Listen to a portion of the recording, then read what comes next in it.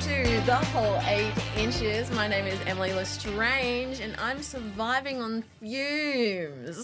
I am Charlie Love, and I'm a Frisk almost winner. Surviving on sashes. Surviving on sashes.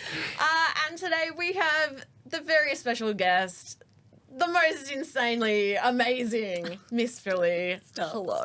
Hello. Hi, guys. Hi. Hi.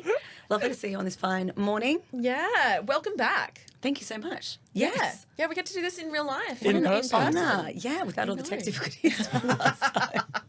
Yeah. Was that when I had the blackout? No. No, was Dan that was Rosen. when I decided to record at work and there was a poltergeist and the internet kept cutting out. It was and a whole all thing. sorts of I was things. fine. I had a great time. Yeah, you had a great time.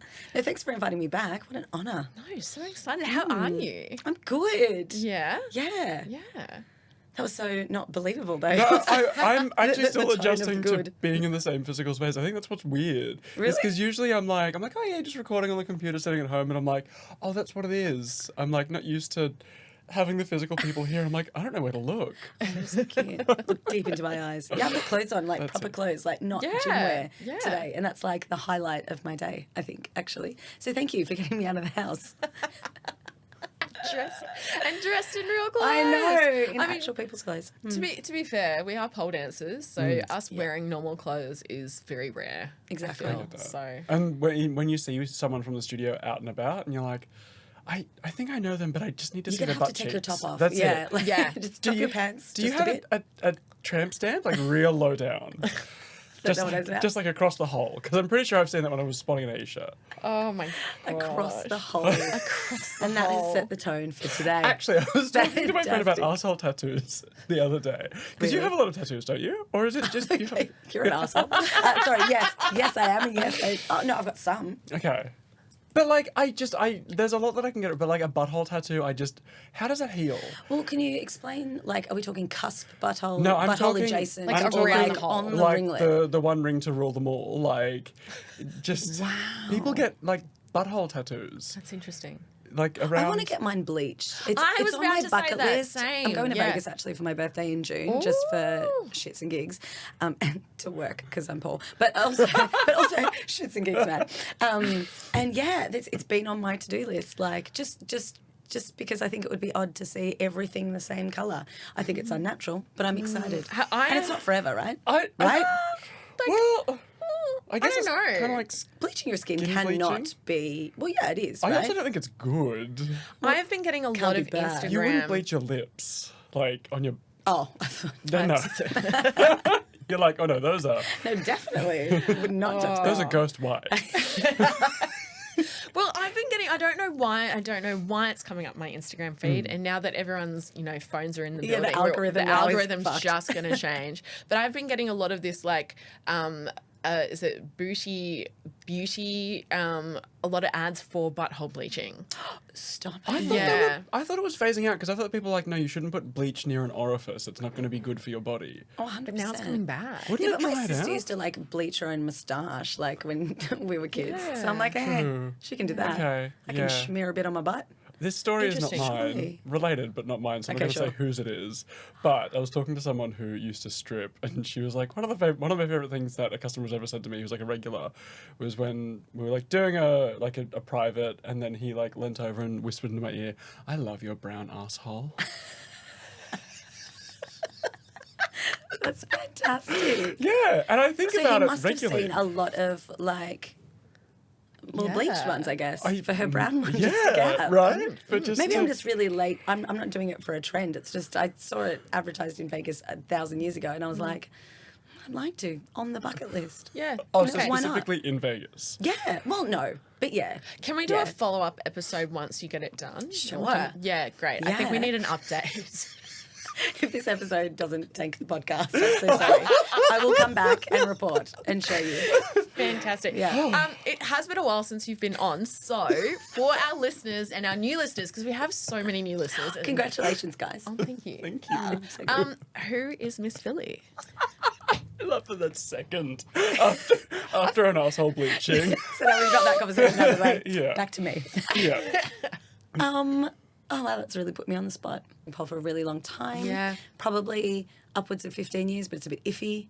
Don't really know exactly. And yes, I taught full-time for Pole Divas until 2022, and then I've opened my own studio since then, the Miss Phally Institute of Pole, and so that kind of is all-consuming at the moment. I used to compete very consistently until 2023. Yes, where I won Pole Icon, thanks, line, Pole Icon, and then last year was my first year not competing since I started pole at all, and so there was a mild identity. Yes, those faces. You exactly. never had a year off? I never had a year off.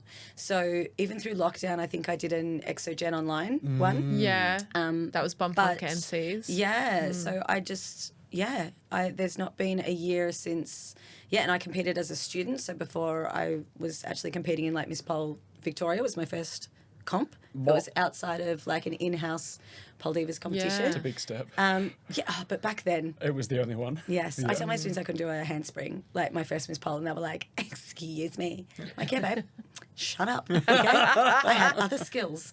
So, so every year since then. And so actually it was around this time I was going to enter Frisk last year, and I'd created a whole show, which I think I might resurrect at some point, but my the cloud has deleted it somehow, so I can't remember any of it, so I'd have to recode it. But anyway, whatever.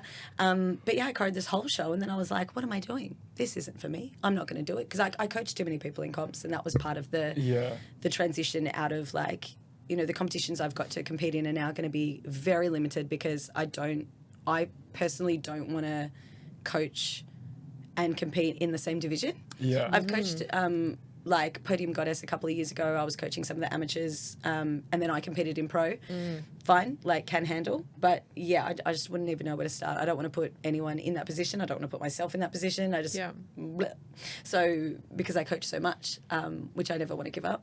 It's, it means there's less for me, but it came at a really good time. So little life crisis there where I was like, who am I if I'm not a competitor? Where will I get my validation from? No, I don't know. But I filled my year with other things, and oh my God, it's fine. Yeah, and the year's just flown. I literally feel like this time last year was 2 seconds ago. It was actually outrageous. Was it this time last year that we recorded together? It wouldn't have been far off. Or was it closer to June? It was closer to June. Yeah. What are we in now? March? We're in March, yes. Okay. Yeah. It's about the same. I can't keep track of anything. It's about the same. You're just pretty, you don't need to know about Time is calendars, just a right? construct. That's it. I have a personality higher in my own life. Like, just... Yeah. How do you feel after having that year off? Like, do you feel rested or not really? No. Okay. No, not at all. And I think, you know what, this is my personality. I think I've come to learn so much about myself, like in the last couple of years, because, certain things like personality traits of mine that I thought I could change, I can't. Certain things that, or don't want to, I don't know. I think certain things about me that I used to resent that I really love now, and all that sort of stuff, and vice versa. So I think that's been really eye-opening for me. But with that identity crisis of like, who am I if I'm not competing? Like, what am I going to do? Where's my creative outlet? I can shift gears real quick. So I always say, I'll get to my point in a hot second, sorry. We're going on a journey. I go on a journey every episode with this one. Exactly. So Where are we? I hate change, but I can hustle and pivot really quickly.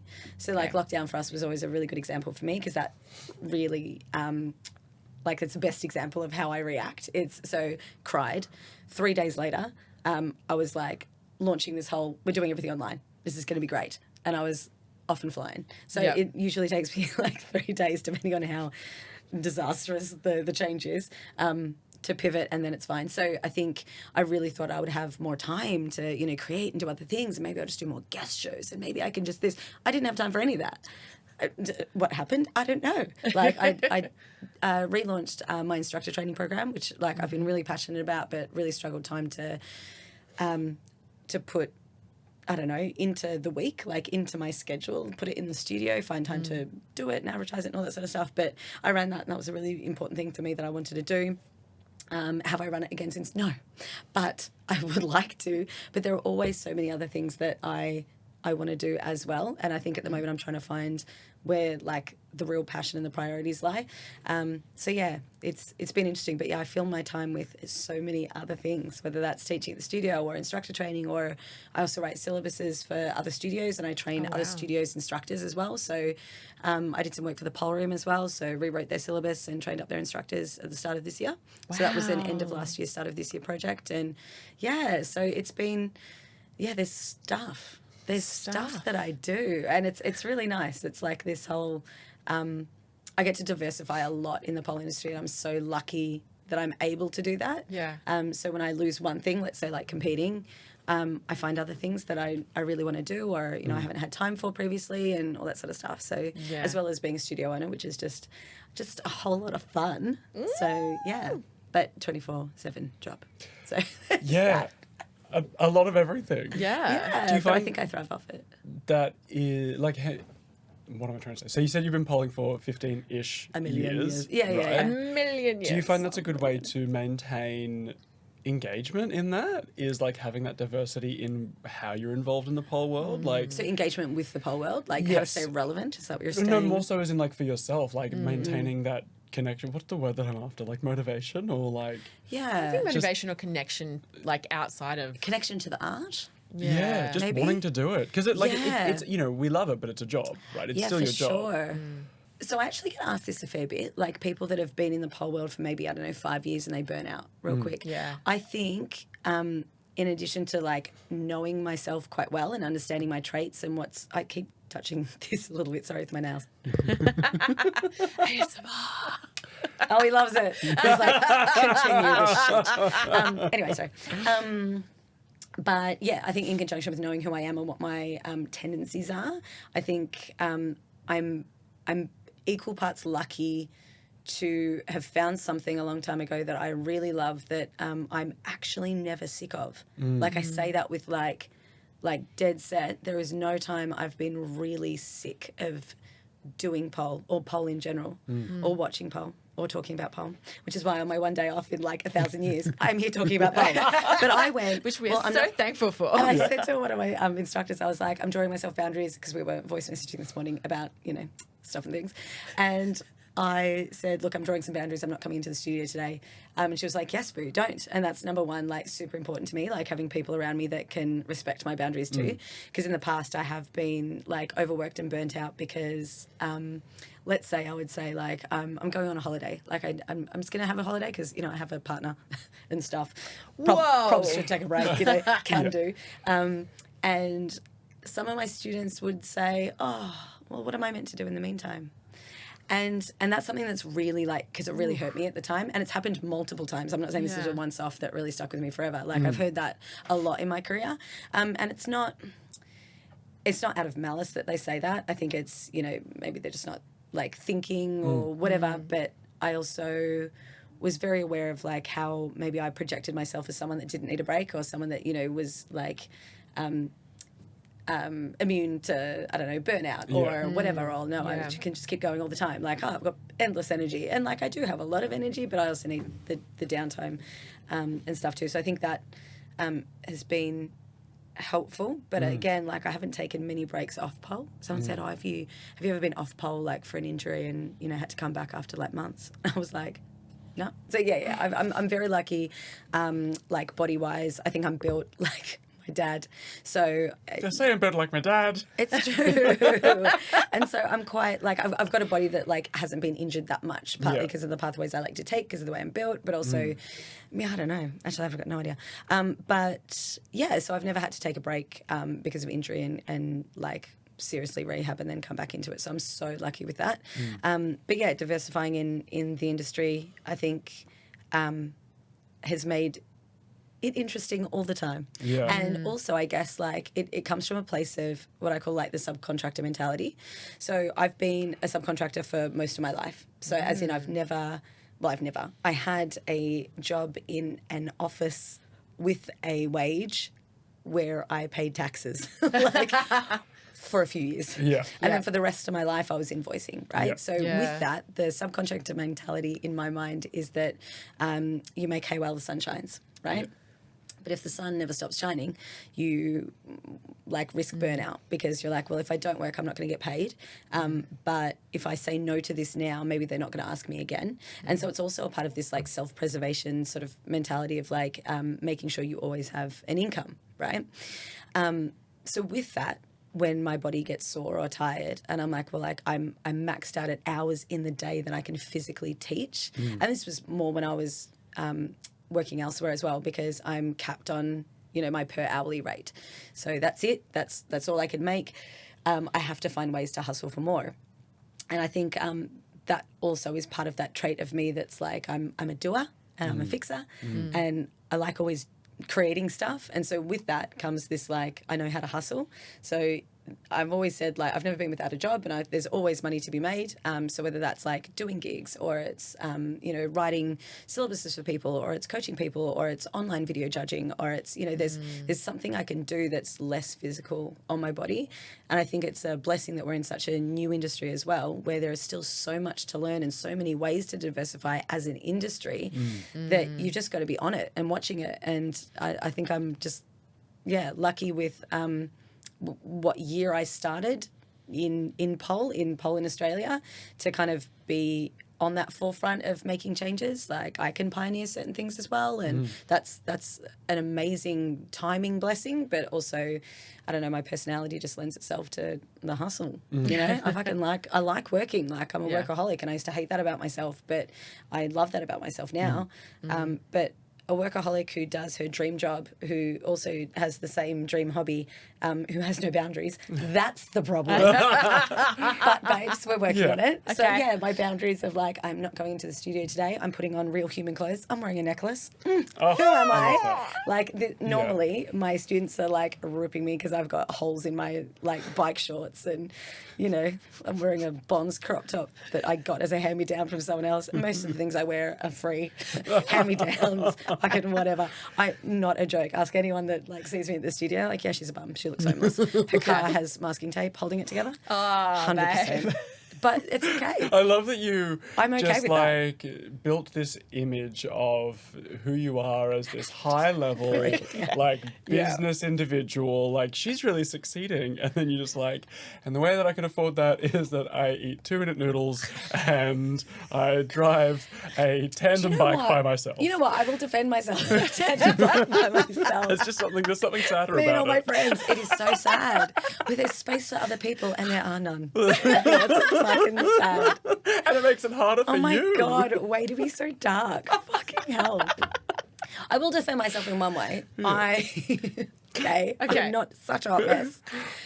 It's I'm very frugal, because I always have been. Grew up a little bit poor and moved out of home when I was really young, so super, super frugal in that sense. But I will drop cash on the things that I really care about. Expensive whiskey. Number one, I won't lie. I'm such a whiskey snob, and it's fucking pricey. I wish I liked wine. You know what I mean? But I don't. So, yeah, but like I don't care about my car. I don't care. Also, my husband got my car towed, and so this is his old piece of shit, which he started. Do you want to hear this story? Yes. Lol. So I used to drive. So I had a motorbike for a really long time. I was going to ask about that actually today. Only motorbikes, yeah. I had a beautiful, cute little 250 that everyone starts on. This little cruiser. I think it was like a Yamaha. I don't know, something. And then I was like, I've made it when subcontractor brain. I've made it when I can, because I don't have any, like I never buy anything like and pay it back over time. Yeah, that's the also part of me. Like if I have it now, I can afford it. Cool, but if I can't afford it, I don't get it. Like I'm not paying this shit off. So I was like, when I can buy a Harley Davidson outright, I've made it. My Asian father's going to be so proud of me. What? Anyway, making money off the arts, go me to buy a motorbike. But that was like my thing, and I did. And I was like, this is fucking great. So I had this Harley 48, and I was a fucking beast, and I looked so hot, and I had the biggest penis in all the land for quite some years. Yes, absolutely. That was my identity. They call you Miss Phally, don't they? Have we just discovered your drag alter ego? Miss Phally. Miss Phally. I think it should be Miss Phally. Miss Phally. Oh my God, I love that with a PH. Yes. Yeah. Absolutely. Yes. Duh. Are you stupid? Oh my God, I'm so okay. That's I've hot. just thought of another thing I can do. You're like, I've got an act. Okay, let's go. Yeah. Must be on stage. Pole icon. Let's go. So derailed by that. You've Got a costume in mind and everything. It's got a foreskin. And that is how you put a comp I love routine that. together. That's your reveal. Yeah. Except it's like a mesh, and it's obviously like my skin toned Yes. and completely crystalled. Yeah, stunning. Oh my God, are you kidding? It is, and it flows into this like looser cowl neck thing around here that I've got going on. This is the second time this Guys. week I have been talking about a maxi foreskin. So like You wouldn't think it's like that common a conversation, but here you go. and both, actually, the second time this weekend, like in Melbourne, we were talking about having a micro penis but a maxi foreskin. So like really small phallus but foreskin to the floor. I do understand. She loves a floor length skin. Wow. They call it a foreskin. It's like a ball gown. That's it.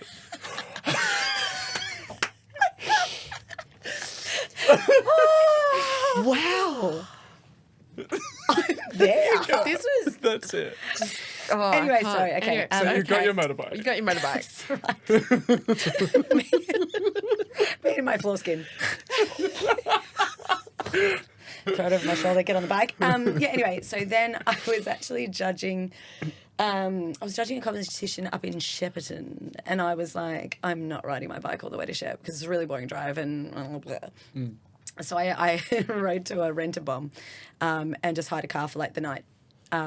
Drove up, came back, my bike was gone. And they were like, oh, no, yes, sorry about that. We saw, do you want to watch it get stolen on the security cameras? And I was like, sure, that would make it my night. Thank you so much. So it got stolen because it's very easy to steal a bike. And the problem is when you steal a bike, it's in parts like that. You're not going to get it back, right? Wow. Sucks. Was it like did you park it at the place? Like, was it yeah. meant to be secure on site? But they're like, meh. So anyway, How so I was bad? like, oopsies, Yeah. cool. So anyway, then I bought another one. And I was like, here she is. She's got an even better one, got a little custom fit on it. And I was like, oh, my bike's so good. That got stolen too. So you know what? At the front of your house that time. Yeah. Oh, God, you're good. I remember details. Creepy. Fucking Yeah. It was parked in my driveway, like in Moonee Ponds, a very lovely suburb. Little cul-de-sac, God. knows all my neighbours. Yeah, someone nicked it from the front of my house. I was like, God damn it. Anyway, so then the insurance premium that I pay is just so high because when something's been stolen, you just have to pay more and more and more, right? Yeah. So I look bad on paper for getting another motorbike. So I actually sold I got another one.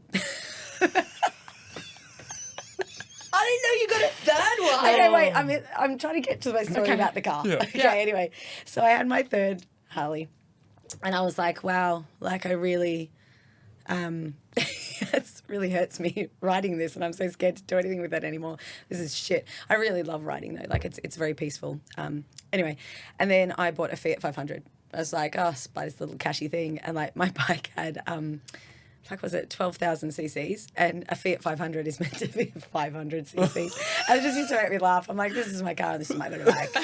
When I feel like I have, a tiny penis, I drive the Fiat. Anyway, but then living in Melbourne, you're like, you don't want to be fucking riding a bike in this weather. Like you get 3 months of like really nice riding weather and then you're just wanting to die. So I was like, you know what, having a car is actually pretty sweet. Like this is really cool. Anyway, so I had the Fiat for a long time.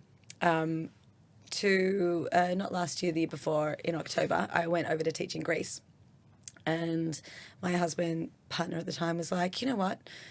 We're going to sell the Fiat because I'm going to get a new car. We're going to sell your car and my car. And then, we can get you another little car and I'm getting my car and whatever. And I'm like, sure, fine. Clean it and you can do what you want with it. And he was like, yep, doing it. I went to Greece and he'd got it and it cleaned. I think he might have even put it on some like car sales or something like that. And I came back from Greece and I was like, babe, up to the studio, where's my car? He's, I parked it across the road. And it wasn't there.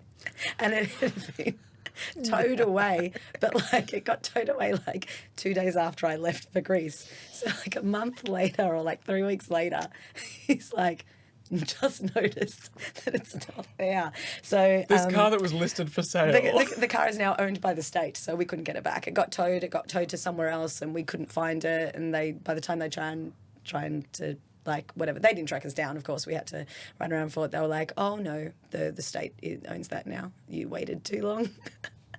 What? So, yeah. But not even To be like. fair, it was months later that we actually tried to do anything about it because we're like, oh, it's been towed. We probably know where it's towed to. We'll just leave it for the moment. No big deal. And then it got moved out of that facility into like the long-term, lost car facility out north. And then, by the time we tried to track it down, they were like, oh, you're too late. And Yeah. it's just gone? It just goes to God, yeah.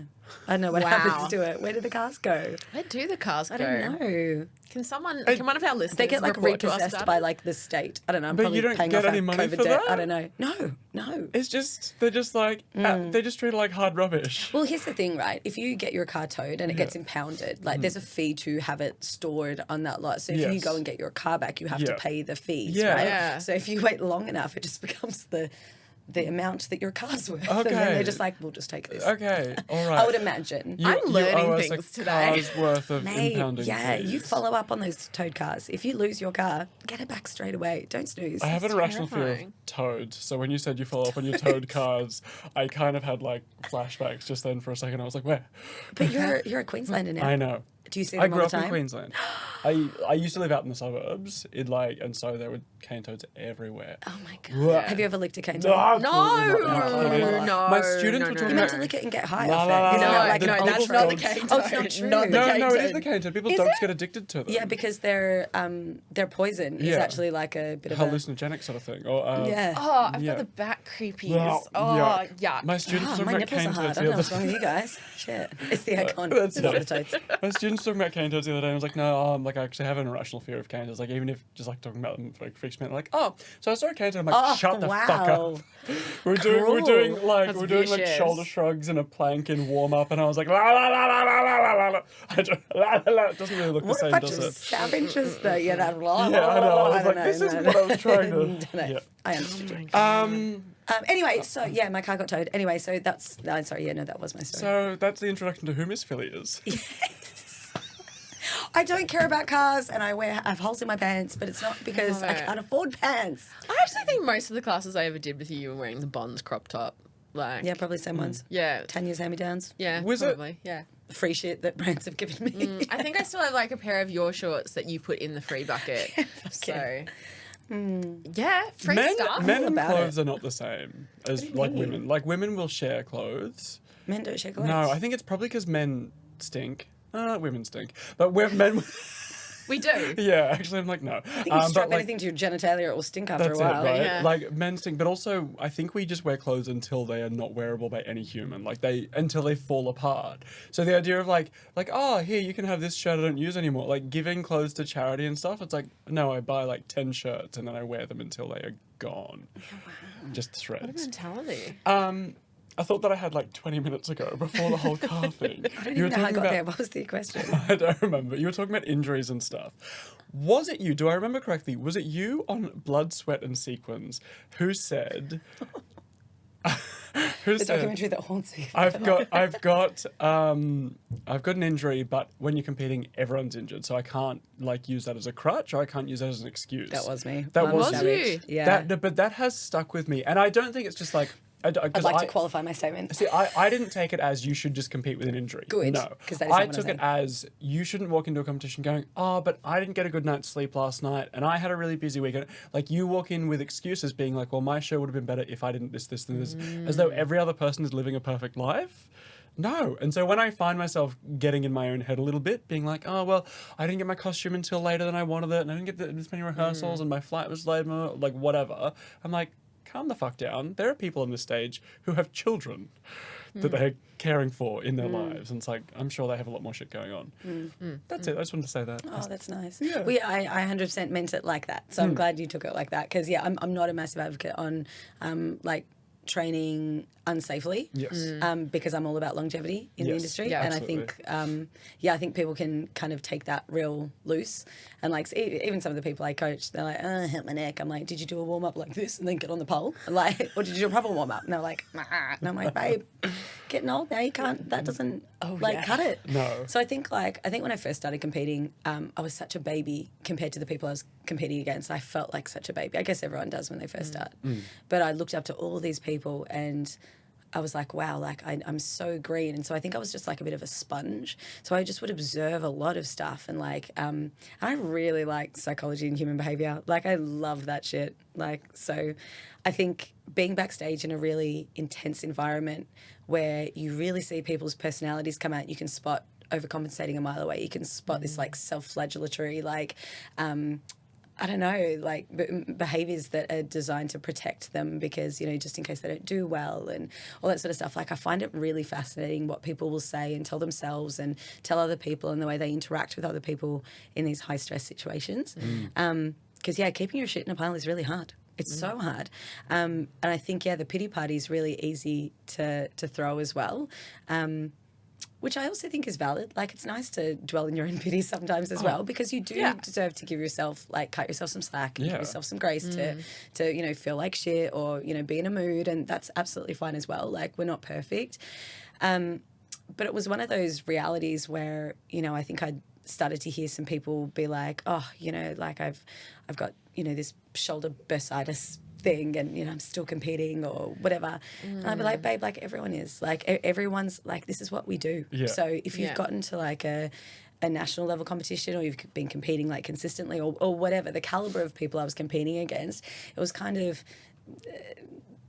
I don't know, like it was a given that everyone was going to have some sort of ailment. Like if it's that bad, you don't compete because that's actually the safe, proper thing to do. But if you're good enough to compete, but you're a bit uncomfortable or everyone's popped some anti-inflammatories before going on stage, cool, babe, me too. Like it's fine.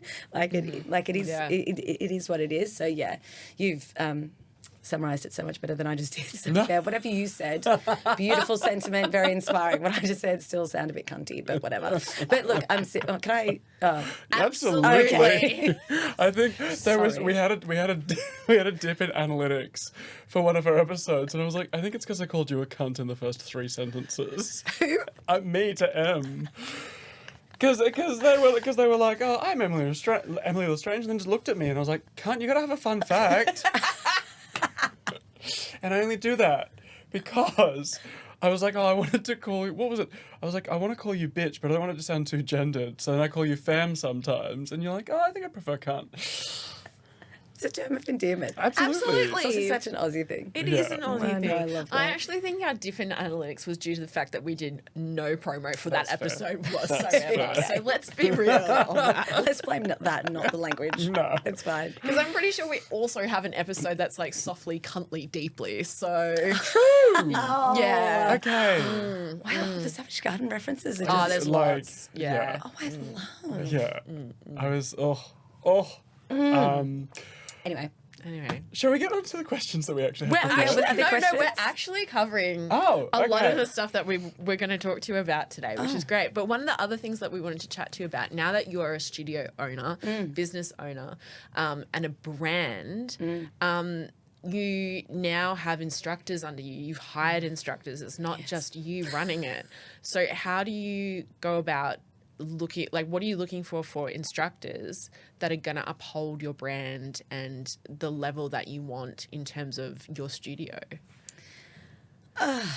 Where's that balance? You know, Right, because it is the Miss Philly Institute of Pole. It is. right? Yeah. It is. And yeah. then so you book a class and you rock I know. up, and some people aren't going to be Miss Philly. Baby, so... They're like, was that hard? Let me Yeah. let me tell you a few things. Yeah. Okay. So I've always I've always been my own brand, and again that subcontractor thing, right? It's like I am me, and I sell myself to people for money. So look, I think opening a space like the studio actually grew very organically. Yeah, I never actually wanted a studio. I don't know if we talked about this before. Yes. I understand Wow. that. I absolutely Okay, understand so that. here's the thing. This is wild. So, Okay. and it doesn't distract. In fact, I'm incredibly happy now. It's just so interesting how we got here. So, I after COVID, I was really happy with the way I was training my schedule. I loved the online community that I'd built, as well as like in person, and they were things that I wanted to continue, and it wasn't possible where I was, and I wanted to be in a place with lots of light, and because I turned out to just be a plant, and so teaching in the dark for like 9 hours straight just wasn't my jam anymore. It was making me a bit funny. So Loopy. yeah, right. So, yeah, I think I was just also ready for growth. And I think that I was talking to Tanya the other day, actually, literally about this. It would have been so easy for me to stay where I was, like in a little bubble. You know, I didn't have to do any of the advertising myself. I could just be me, and I can travel when I wanted, like within reason, obviously. And I was helpful for the brand, and they were helpful for me. And it's just, it was easy. But I had run out of places to grow. Like there was no way for me to grow anymore. And I think when you're part of a bigger brand and you have your own ideas of how you want to do things, you're limited because it's not your brand, and that's fair. So I thought, you know, it's time. I wanted to open a space that had 6 poles and 2 of each kind of pole that we would compete in Australia, because I'm like a coach first and competitor second and, you know, teacher third, I guess, whatever. Very close, 1, 2 and 3. But anyway, and then, so I was like, look, I'm going to have this space and I can just coach. Like I could just coach 8 hours a day. I can do 4 hours in the morning, 4 hours at night. I can train myself. I can do a couple of onlines, and that's pretty cool. Like, let's just do that. And then my partner was like, how many people do you coach at a time? And I was like, 1. It was like 6 poles and you're coaching 1 person. What a waste of space. And it just got into my head. And I was like, oh, God, you're right. Well, okay, how about I coach and I'll do some of those online classes, but I'll open them up to in-studio people too. And we can do a fully hybrid setup. And he was like, yeah, better, okay, cool. And I was like, okay, I'll just do like some elite classes and I'll coach a bit. And then some of my students were like, ooh, could you put in an advanced class? I'm like, yeah, I'll do that. And then I swear to you, no word of a lie. So October I opened. I blacked out until February.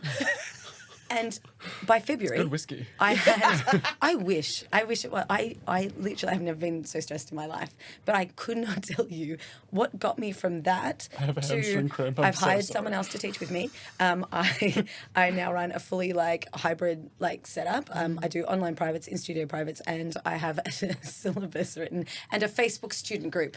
I was like, what? That was October to February. What? Yeah. And I was like, what just happened? And I remember talking to Brie actually, and she was like, wow, yeah, like it's a studio. It took me that long to catch up to what it had grown into being. I was like, that's wild. I must have said yes to all of this at some point. But how did we get here? I don't know, that sounds really stupid, right? But then a couple of years later, this is last year, it's a mystery to me how I get shit done sometimes, because I'm very in my head about stuff. I get shit done all the time, but there's all this other stuff percolating in here, and there's a lot of things that I'm really afraid to do for whatever reason. And relaunching my instructor training program as like a 2.5-day intensive was one of them. And I was like, oh, yeah, I'm going to do it. And I did all the graphics for it, and I promoted it a bit, and I had people apply, and I was like, yep, yeah, I'm going to do it. Okay, dates. Put dates in.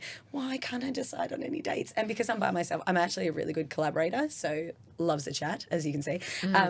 But when I have to make decisions just by myself, oftentimes I'm fine, but other times I'm like, there's other things I need to do as well. Well, I'm going to do my accounts. When I really need to do this shit, just pick your fucking dates.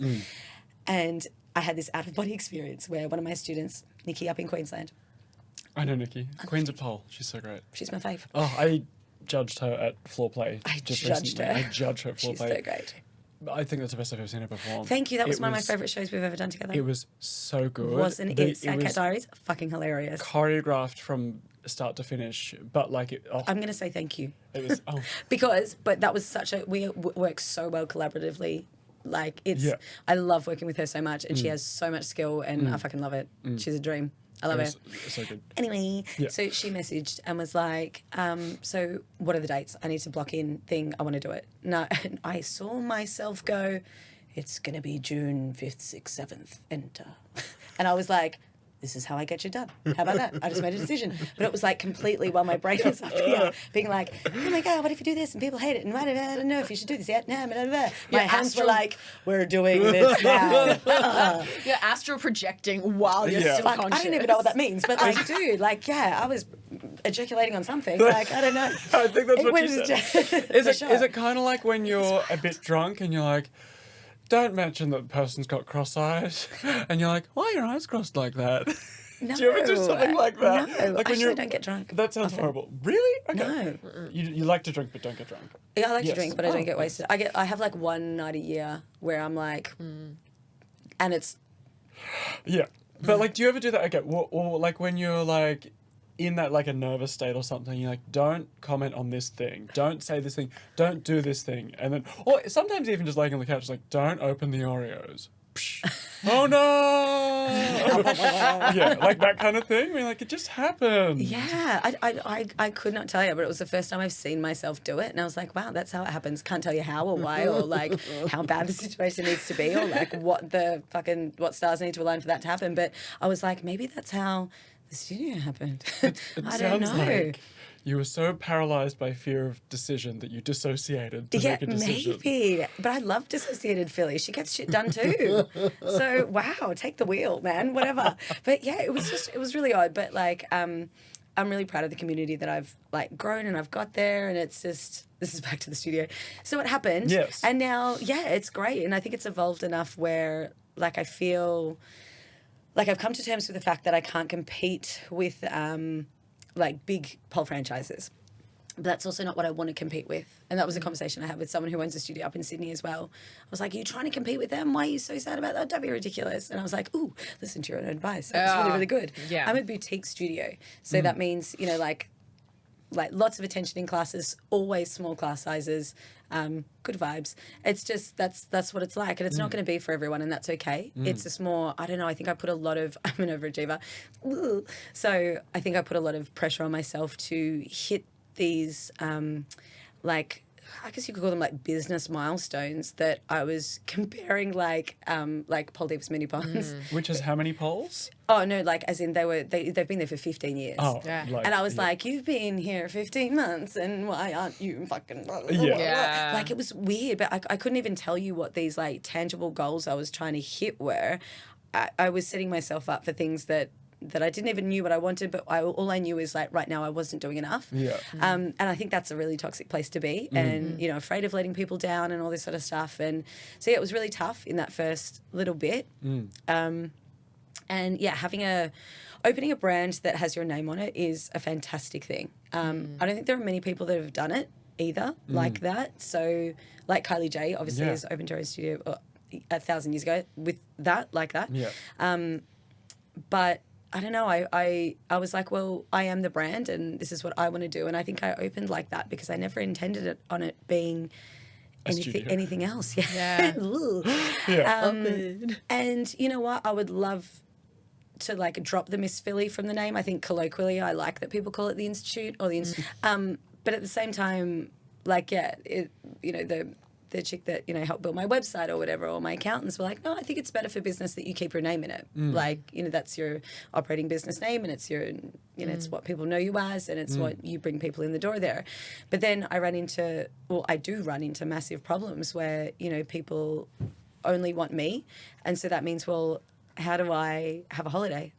Yeah. Do you know what I mean? Like, when I go away, what do I do? Close the studio? Which, I mean, I can do what I want. Right. So I could. That's it. Yeah. But now I've got other people teaching who are fantastic. And I think the people that I have teach for me, like, I appreciate two really important qualities is like the willingness to learn and improve and always keep on learning as an instructor. Like you're not, I think it's easy to get a God complex sometimes when you become an instructor. And that can be accidental, not through like some sort of like malice or like massive ego or a power trip or anything. It's just that you are in charge of a room and you're in charge of other people's safety and you feel like you owe it to them to have all the answers. And that's a trap because if you don't know the answers, you should say that and then go and educate yourself on it. Yeah. And that's okay because people will appreciate that more. And I made one mistake when I was like very early on in my teaching. I was teaching a stretch class and I dropped a bit of anatomy that was completely wrong. I bullshit. I was like, yes, you're a fucking trochanter. Right. And like, hey, like, this makes sense to me, right? And someone went, actually, I think it's a, and I was like, oh, really? How do you know? They go, oh, I'm an osteo. I'm like, oh, right on, sister. Wow. And that was such a small thing to happen, but it was such a giant lesson to me. It's like, don't bullshit because you will get caught out on it. Yes. And it doesn't make you any better. It doesn't like why? Why? Because now you feel like a dick. They think you're a dick. Everyone else around you is like, there's so many dicks in the room right now. Like, it's just not a place to be. So I really appreciate... Actually, it sounds like heaven. Room full of dicks? We're back to the dicks. You should do a YouTube short on how many like times we hit butthole or dick or foreskin. And cunt. I think we've got... No, we can include cunt in that, I guess, as well. Yeah, I Let's guess. just add a few more. Cunt, cunt, cunt. Cunt, cunt, cunt. Yeah. Cunt, No, we've cunt. got to be more creative than that. That's it. See you I've next got Tuesday. nothing. Yeah, that was like, there's one. There's one. Good one, Em. Sorry, anyway, room full of dicks. Yes, we circle back.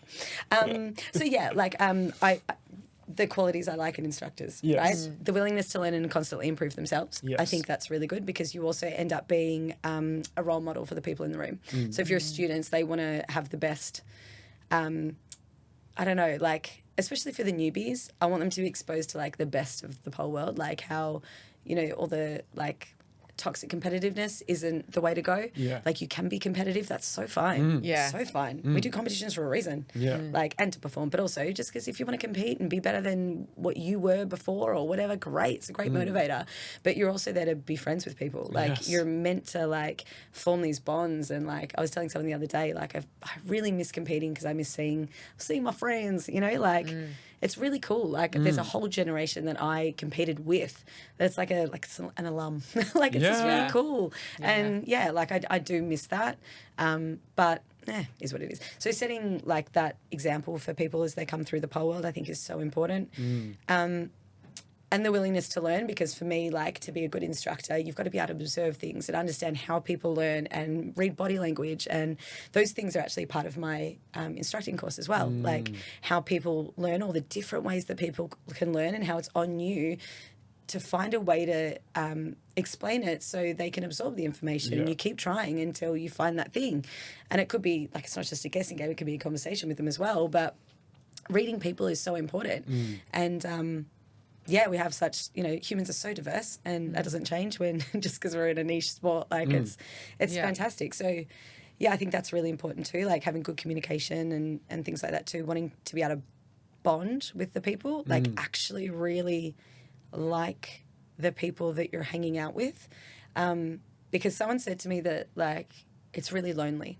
And I was like, I've never been lonely teaching pole. They find teaching pole to be lonely. Yeah. And it was just an interesting take. Everyone's different, but for me, like I'd never experienced that, and it's because I really rate all my students, and I think the ones that I don't gel with don't stay long, and it's that just like any other relationship that you might have, the people that you really connect with and you really bond with, it's easy to kind of hang out with them and have chats before and after, and you kind of get invested in that, and that's not hustling for work, but it also ends up being hustling for work. If people like you, they'll book you again. Yeah. Right? Yeah. But there's also got to be something genuine about it. Otherwise, Yes. it's completely soulless. Yeah. So I That's think, where it's lonely. and that goes Yeah. for both interesting. Yeah. Yeah, because That never occurred to me. Because I then just realised that. it's just like stripping. Like it's Yeah. actually like booking a private dance and being like, wow, I'm really enjoying this conversation. Yeah. Like, My name's it's- Sarah. Yeah. I fell in love with a stripper once, and she goes, my real name's Sarah. And then I ran into my other friend. She was like, oh, babe, everyone's real name's Sarah. And I was like, fuck. And I thought she was really into me. I thought I was different. She was at Goldfingers, R.I.P. Goldfingers. Oh, God. She had these Yeah. long, like, braids, and they were, like, white blonde, like, Mad Max shit. It was just so hot. Anyway. Sarah, if you like You're to hearing- If stripper you're out named there, I'm Sarah, still thinking about you. yeah, please get in contact It was about with 12 us. years ago. We'd love to But mad. reunite you with Philly. That hurt my heart a little bit. Like, I don't know where the planets are or what's going on, but like, I've been emotional this weekend. Me crying in the car this morning. Yeah. I've cried twice this weekend, which is the baby. second and third time that I've cried. This was on your to-do I list was on for my to-do this list for this year. year. So second time that I've cried this year, but also I think in like the last 14 months. I'm so proud of you. They weren't like tears. It was just No, like like welling. Okay, yeah. no shit. Aw. I'm so emotionally unstable. It's my first day off. I Relax. felt that last night as well. Like just seeing, like being backstage with Amy. Yep. I Ah, was the like- nostalgia. And fucking Savage Garden. Nostalgia gets me. I am so triggered Yeah. by like songs and like smells weirdly. But, Oh, yeah. smells me Smells too. are a big one. Yeah. I accosted. No, that's not the right word. Whoa. But kind of. No. This well, was really wholesome until you I said was that. well. No, I went to see the YOUCHEWB exhibit at NGV. Oh, yeah. On the weekend, and we were like in line for something. And someone walked past, and I was like, "Are you wearing Lush? Let the good times roll." And she's like, "Yeah, I work at the Northland store." And I was like, That's called Just- work trauma, that's baby. "That's it."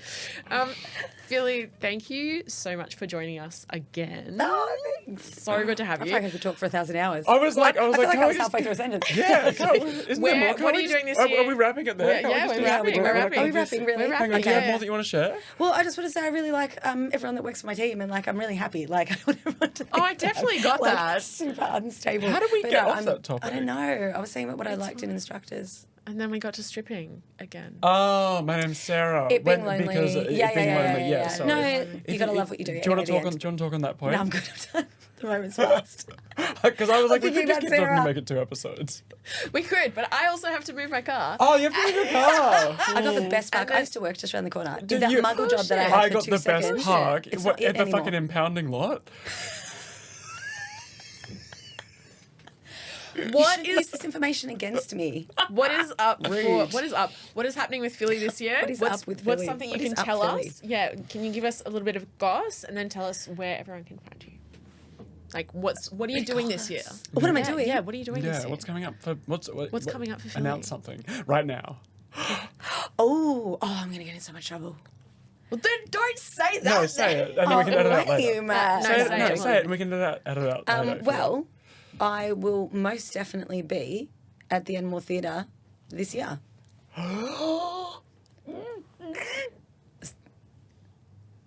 I could be sitting in the audience. I might have a stall selling anal bleaching. I could be doing anything, fam. But how good was that? That's perfect. Oh my god. Perfect. Okay. Where can Cool. people find you? Gram, TikTok, Facebook? Oh my god, I'm too old for TikTok. I don't understand. I don't. I'm sorry.